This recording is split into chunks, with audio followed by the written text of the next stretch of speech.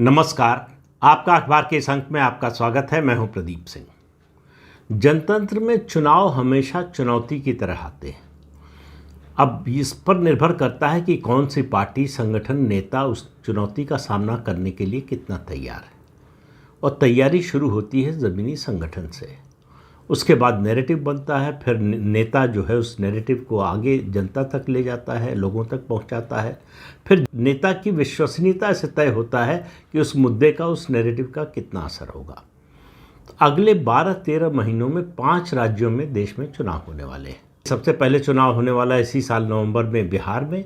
उसके बाद 2026 में 4 राज्यों में चुनाव होना है: पश्चिम बंगाल, असम, तमिलनाडु और केरल। लेकिन आज मैं केवल 3 राज्यों की बात करूंगा: बिहार, असम और पश्चिम बंगाल की। तमिलनाडु और केरल पर पहले कई बार बात हो चुकी है, आगे भी होगी, तो इसलिए आज इन 3 राज्यों तक अपनी बात को सीमित रखूंगा। सबसे पहले बात करते हैं बिहार की। बिहार की वर्तमान राजनीतिक स्थिति को देखें और राजनीतिक समीकरण देखें और राजनीतिक समीकरणों का जो सामाजिक आधार है उसको देखें तो बड़ा स्पष्ट नज़र आता है कि एनडीए को बहुत भारी बढ़त है। एनडीए की फिर से सरकार बनेगी, इसमें कोई दुविधा, कोई शंका नज़र नहीं आती। लेकिन जो दिखाई देता है बाहर से, वो अंदर से भी वैसा हो ज़रूरी नहीं। तो ये बात तो सही है कि जो सामाजिक आधार है एनडीए का, यानी बीजेपी और उसके अलावा जनता दल यूनाइटेड, फिर चिराग पासवान की पार्टी है, जीतन राम मांझी की पार्टी है, ये सब दल मिलकर जो सामाजिक आधार बनाते हैं वो एक विनिंग कॉम्बिनेशन बनाता है किसी भी चुनाव की दृष्टि से। लेकिन अंदर की समस्या क्या है? दरअसल नीतीश कुमार ऐसी समस्या बन गए हैं जिनको बीजेपी न तो निगल पा रही है न उगल पा रही है। लंबे समय से साथ है दोनों का। 1996 में जब समता पार्टी थी तब से नीतीश कुमार जॉर्ज फर्नांडिस के साथ आए थे उस समय। उसके बाद जो है भारतीय जनता पार्टी के साथ रहे, बीच में 2 बार वो निकल कर गए भी।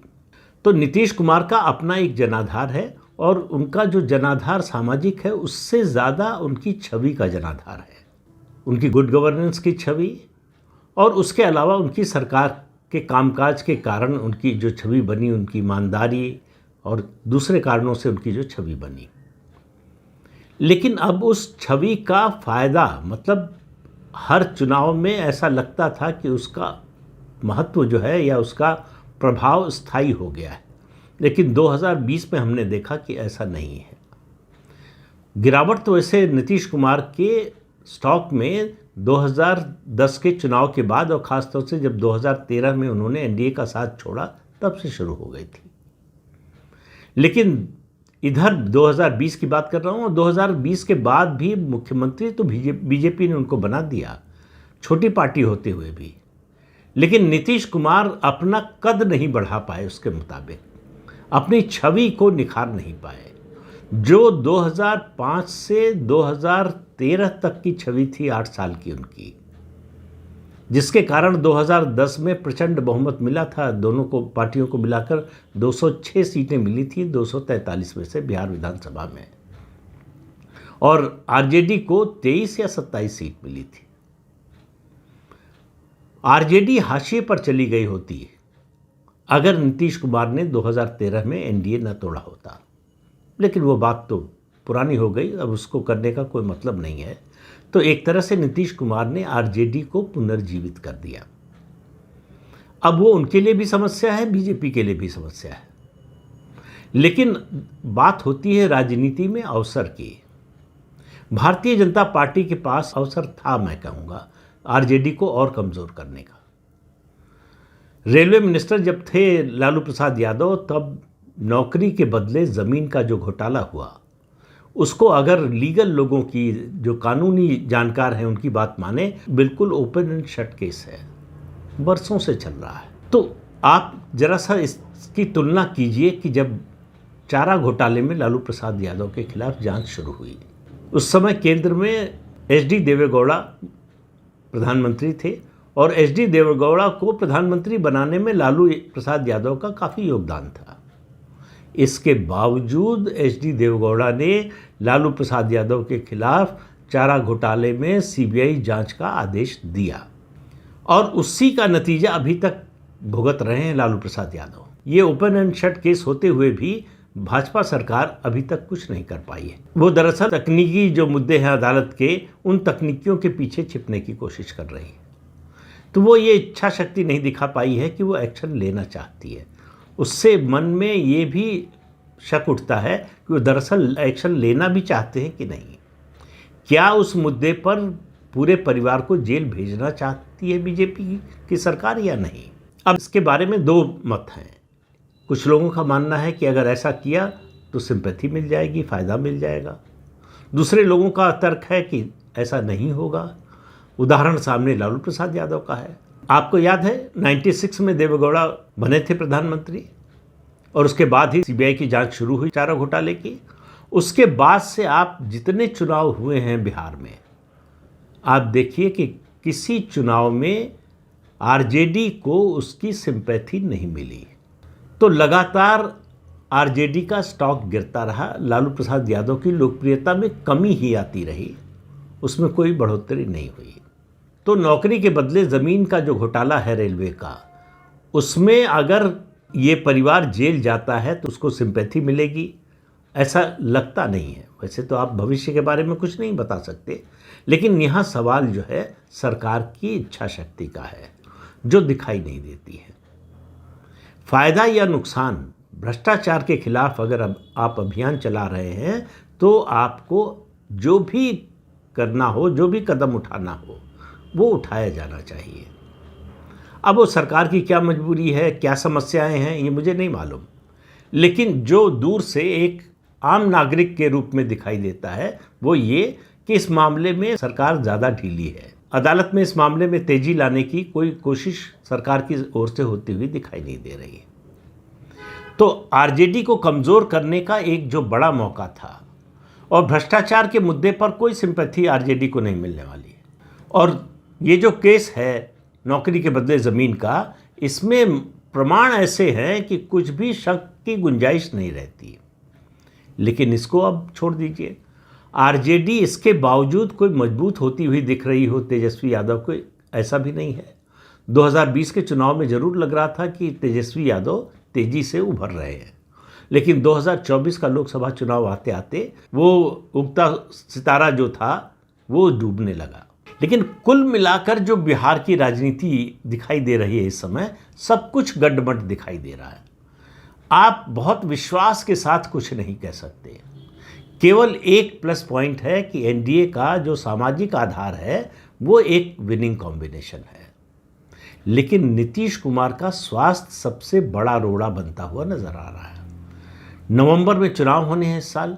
नवंबर आते आते नीतीश कुमार का स्वास्थ्य कैसा रहेगा इसके बारे में कोई कुछ नहीं कह सकता। न जेडीयू के लोगों को पता है, न बीजेपी के लोगों को पता है। तो वो जो एक अननोन फैक्टर है या कहें अज्ञात डर है, उससे दोनों पार्टियां डरी हुई, और उसका जो नतीजा होगा उसके बारे में किसी को पता नहीं है। हालांकि आरजेडी भी इस मुद्दे को प्रचारित करने की कोशिश कर रही है, उसको लग रहा है कि इससे हमको फ़ायदा हो जाएगा। बीजेपी और जेडीयू इस मुद्दे को दबाने की कोशिश कर रहे हैं, उनको भी लग रहा है कि इस मुद्दे का ज़्यादा प्रचार हुआ तो ऐसा ना हो कि नुकसान हो जाए। तो बिहार का चुनाव, मेरा मानना है कि ये जो 5 राज्यों के चुनाव होने जा रहे हैं उनमें सबसे ज़्यादा उलझा हुआ अगर कोई चुनाव है तो वो बिहार विधानसभा का चुनाव है, जिसको लेकर जीतने की स्थिति में होते हुए भी एनडीए उस तरह से आश्वस्त नज़र नहीं आता, क्योंकि अंदरूनी समीकरण इस तरह के हैं कि किसी को नहीं मालूम कि क्या होगा। और उस समय जब देवेगौड़ा प्रधानमंत्री बने थे तब सबसे आगे नाम था सीपीएम के ज्योति बसु का। ज्योति बसु के नाम पर राजीव गांधी पूरी तरह से तैयार थे, क्योंकि वो याद करिए, वो देवेगौड़ा की सरकार हो या गुजराल की, दोनों कांग्रेस के समर्थन से चली है, जितने दिन भी चली। लेकिन राजीव गांधी के चाहने के बावजूद CPM polit bureau central committee ने ज्योति बसु को प्रधानमंत्री पद का उम्मीदवार बनाने से मना कर दिया, प्रधानमंत्री बनने से उनको रोक दिया। और उसकी अगुवाई की 2 लॉबी हैं सीपीएम में, अगर आप सीपीएम के बारे में जानते हैं, एक केरल लॉबी, एक बंगाल लॉबी। ज्योति बसु जब तक थे तो बंगाल लॉबी काफ़ी मजबूत मानी जाती थी, और केरल लॉबी जो है वो वैचारिक रूप से ज़्यादा मजबूत मानी जाती थी। और उस लॉबी की अगुवाई उस समय कर रहे थे प्रकाश करात। उन्होंने इसका विरोध किया कि हम तभी सत्ता में जाएंगे, ये सीपीएम का पुराना मानना रहा है, जब हमारा अपना बहुमत होगा। तो न 9 मन तेल होगा न राधा नाचेगी। तो 9 मन तेल हुआ नहीं, अब होने की कोई दूर दूर तक उम्मीद भी नहीं है। तो ज्योति बसु प्रधानमंत्री नहीं बन पाए। एचडी देवगौड़ा के नाम पर जो है समझौता हुआ, और समझौता हुआ रामकृष्ण हेगड़े को रोकने के लिए, कि क्योंकि देवगौड़ा और जनता दल का एक धड़ा जो है वो बिल्कुल नहीं चाहता था कि रामकृष्ण हेगड़े प्रधानमंत्री बने, तो उनकी जाति को मुद्दा बनाया गया। खैर वो अब अतीत की इतिहास की बात हो गई। तब की स्थिति को अगर आप देखें तो ये नहीं कह सकते कि सरकार मजबूत हो तभी मजबूती से एक्शन ले सकती है। देवगौड़ा का वो कदम लालू प्रसाद यादव के खिलाफ वो बहुत बड़ा उदाहरण है, और उसकी वजह से लालू प्रसाद यादव जितना नाराज़ थे और उन्होंने एचडी देवगौड़ा के साथ जो व्यवहार किया था वो उसको बताना भी मुश्किल है। देवगौड़ा डरे हुए थे, वो समय नहीं दे रहे थे लालू प्रसाद यादव को मिलने का, और लालू प्रसाद यादव एक दिन शरद यादव ने समय लिया और उनके साथ घुस गए, और उसके बाद जो है उन्होंने कमरा अंदर से बंद कर लिया। अब उसके आगे क्या हुआ शायद एक बार बता चुका हूँ, इसलिए दोहराना नहीं चाहता। उस कहानी को अगर आप याद कीजिए तो उससे समझ में आता है कि अगर आपने तय कर लिया, अब देवगौड़ा की क्या मजबूरी थी, उनको कौन सलाह दे रहा था, उनको इसमें क्या राजनीतिक फ़ायदा दिख रहा था, ये सब मुद्दे अलग हैं। लेकिन इतना तो है कि देवगौड़ा ने हिम्मत दिखाई और लालू प्रसाद यादव के खिलाफ चारा घोटाले में सीबीआई जांच का आदेश दिया। और ये भी याद रखिए कि दोनों उस समय एक ही पार्टी में थे। तो अब जो बिहार की राजनीतिक स्थिति, उसमें दावे के साथ ये बात नहीं कही जा सकती कि एनडीए की जीत तय है। अगर नीतीश कुमार का स्वास्थ्य ठीक होता तो ये बात दावे के साथ कही जा सकती थी। अब सब कुछ अनिश्चितता के दायरे में चला गया है। ये स्थिति स्पष्ट होगी अगले 4-5 महीने में। तो अब बात कर लेते हैं जरा नॉर्थ ईस्ट में असम की। असम में 2026 में भाजपा की सरकार के 10 साल पूरे हो जाएंगे। हेमंत बिस्वा शर्मा मुख्यमंत्री हैं, और आपको मालूम है कि असम की पॉपुलेशन में मुस्लिम जनसंख्या 33% से ऊपर है। यानी पश्चिम बंगाल में जितने हैं 30% बताया जाता है। ये आंकड़े जो है 2011 की जनगणना के अनुसार है, उसके बाद से बढ़े ही हैं, कम नहीं हुए हैं, ये सबको मालूम है। इसके बावजूद भाजपा की 2 बार सरकार बनी, और दोनों बार सरकार बनी, 2 बार सरकार बनी। उसका कारण था, एक बार AIUDF all India United democratic front जो है वो बदरुद्दीन अजमल की पार्टी, उससे एक बार गठबंधन कर लिया, इसलिए कांग्रेस को नुकसान हो गया। दूसरी बार नहीं किया, इसलिए नुकसान हो गया। तो मुस्लिम वोटों का बंटवारा किया बदरुद्दीन अजमल ने, और जब साथ आए तो मुस्लिम वोटों को जोड़ नहीं पाए। कांग्रेस के साथ आने के कारण मुसलमानों का एक बड़ा वर्ग उनसे नाराज़ हो गया। अब स्थिति क्या है? अब स्थिति यह है कि भाजपा की सरकार के 10 साल पूरे होने जा रहे हैं, तो 10 साल की एंटी इनकम्बेंसी है। हेमंत बिस्वा शर्मा बड़े प्रभावी मुख्यमंत्री हैं, प्रशासनिक क्षमता, प्रशासनिक कौशल उनका बहुत अच्छा है। असम में बहुत काम हुआ है डेवलपमेंट का और दूसरे तरीके के, मतलब असम के लोगों की ज़िंदगी सुधारने के लिए जिस तरह के काम होने चाहिए वो सब हुआ। ऐसे काम भी हुए हैं जिनकी कल्पना नहीं थी कि ये हो भी सकता है, वो सब हुआ है। लेकिन समस्या जो है वो 2 तरह की आ गई है। एक, असम में 2 बार मुख्यमंत्री तो भाजपा का बना, लेकिन दोनों मुख्यमंत्री भाजपा के मूल भाजपाई नहीं थे, भाजपा के बाहर से आए हुए थे।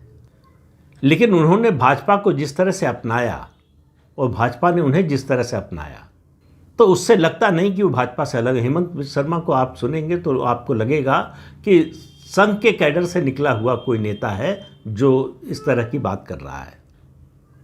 तो हेमंत बिस्वा शर्मा ने समझ लिया था। उसके अलावा 5-6 साल उन्होंने पूरे नॉर्थ ईस्ट में बीजेपी को खड़ा करने का काम किया। उनके इस योगदान को बीजेपी कैसे भूल सकती है? लेकिन 2 चीज़ें होती हैं, एक होता है आपका प्रभाव और एक होता है आपका सम्मान। तो असम में बहुत से लोगों का ऐसा मानना है कि हिमंत बिश्व शर्मा प्रभावी हैं, अच्छे प्रशासक हैं, लोग उनके काम से खुश भी हैं, लेकिन लोग उनसे डरते भी हैं। तो सम्मान से ज़्यादा उनका डर है, और भारतीय जनता पार्टी को भी इसका अंदाज़ा है। भारतीय जनता पार्टी ने दिलीप सैकिया को अपना प्रदेश अध्यक्ष बनाया है। तो ये जो बाहर से आए लोगों की लगातार भर्ती हो रही थी असम में बीजेपी में, उससे भाजपा का जो पुराना कैडर है, पुराने नेता हैं, वो एक तरह से हाशिए पे चले गए, अलग थलग हो गए, तो निष्क्रिय भी हो गए। दिलीप सैकिया उन सब लोगों को, ऐसे लोगों को फिर से जोड़ रहे हैं। भाजपा का जो मूल कैडर था उसको फिर से पार्टी से जुड़े हुए तो थे ही, उनको सक्रिय करने का काम कर रहे हैं। इसलिए दिलीप सैकिया के आने का एक पॉजिटिव इम्पैक्ट असम भाजपा पर हुआ है। लेकिन भाजपा की एक नई समस्या पैदा हुई है। AIUDF को लेकर अब असम के मुसलमानों में कोई उत्साह नहीं है।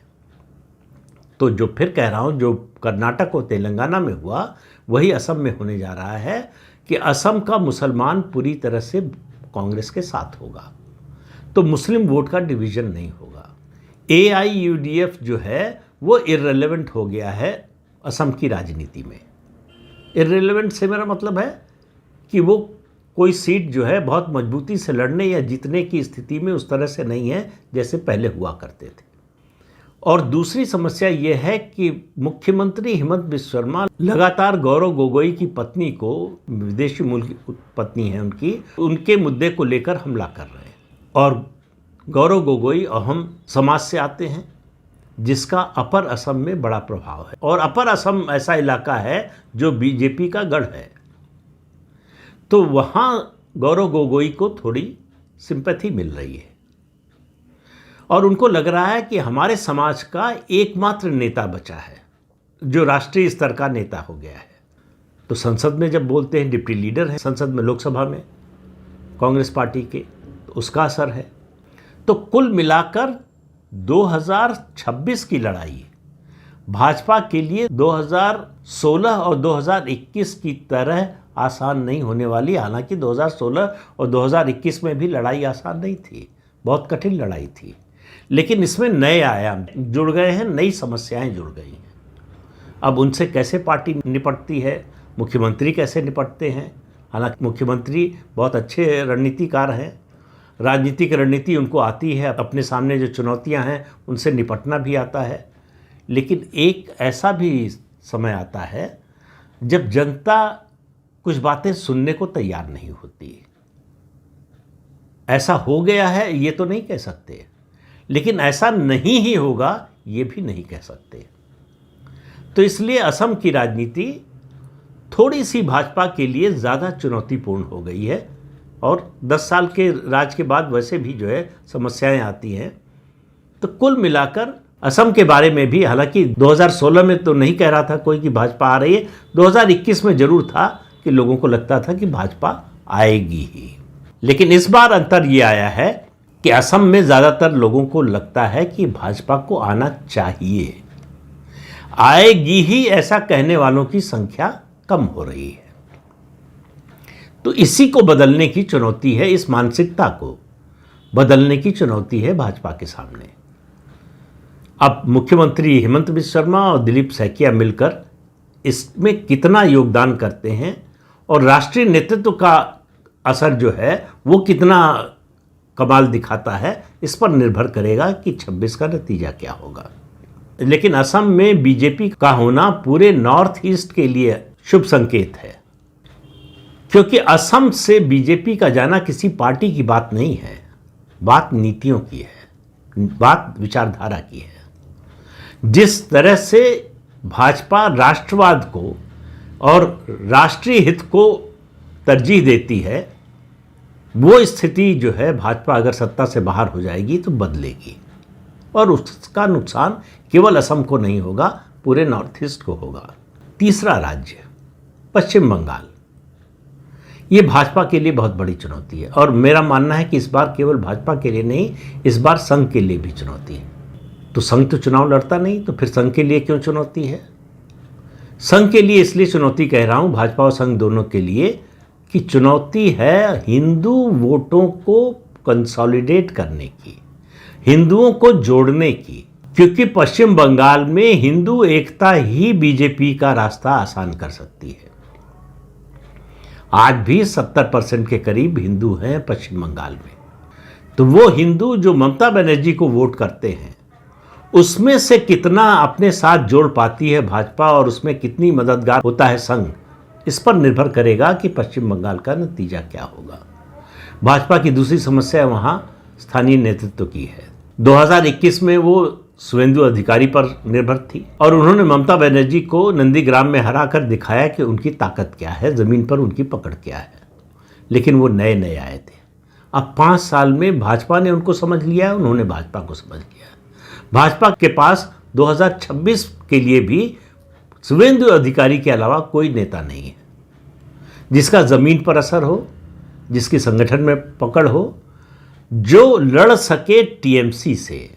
वो टीएमसी के इनसाइडर रहे हैं तो उनको मालूम है कि टीएमसी से कैसे लड़ना है। अब उसमें भारतीय जनता पार्टी और राष्ट्रीय स्वयंसेवक संघ हिंदुओं को जोड़ने और हिंदुओं में भी खास तौर से बंगाली भद्रलोक को जोड़ने, और मैं कई बार ये बात कह चुका हूं कि पश्चिम बंगाल का चुनाव बंगाली भद्रलोक तय करता है। वो जिसके साथ होता है सत्ता उधर होती है। जब वो कांग्रेस के साथ था तो कांग्रेस सत्ता में थी, फिर वो सीपीएम के साथ हो गया तो सीपीएम का राज रहा 34 साल, और फिर वो ममता बनर्जी के साथ हो गया तो 26 में 15 साल हो जाएंगे ममता बनर्जी को भी।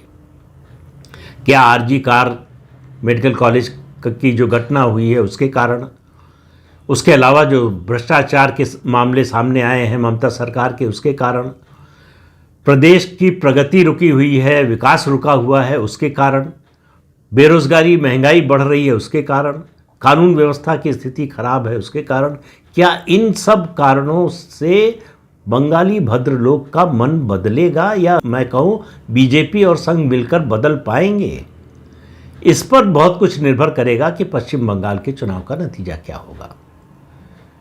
तो इंतजार कीजिए, अगले 4-5 महीने में ये स्थितियां स्पष्ट होने लगेंगी। जिन 3 राज्यों की बात की मैंने, इनमें सबसे कठिन लड़ाई पश्चिम बंगाल में है भारतीय जनता पार्टी की, और उसके राष्ट्रीय नेतृत्व के लिए भी चुनौती है पश्चिम बंगाल। उस किले को भेदना जरूरी है। अगर पार्टी को राष्ट्रीय स्तर पर पार्टी का वर्चस्व स्थापित करना है तो उसके लिए ज़रूरी है कि पश्चिम बंगाल का किला भेदा जाए, और अगर पश्चिम बंगाल का किला भाजपा नहीं भेद पाती है तो मुझे लगता है कि दक्षिण के जो 2 राज्यों में चुनाव होने वाला है, तमिलनाडु और केरल, वहाँ उसकी परफॉर्मेंस कैसी भी हो, लेकिन पश्चिम बंगाल में परफॉर्मेंस खराब हुई तो उसका धक्का केवल बंगाल तक सीमित नहीं रहेगा, उसका असर पूरी राष्ट्रीय राजनीति पर पड़ेगा और भाजपा की भावी राजनीति पर पड़ेगा। तो इस अंक में इतना ही। अगले अंक में फिर मिलेंगे किसी नए मुद्दे के साथ। तब तक के लिए अनुमति दीजिए। आपसे अनुरोध है कि ये चैनल देखिए, शेयर कीजिए, लाइक कीजिए और सब्सक्राइब जरूर कीजिए। नमस्कार।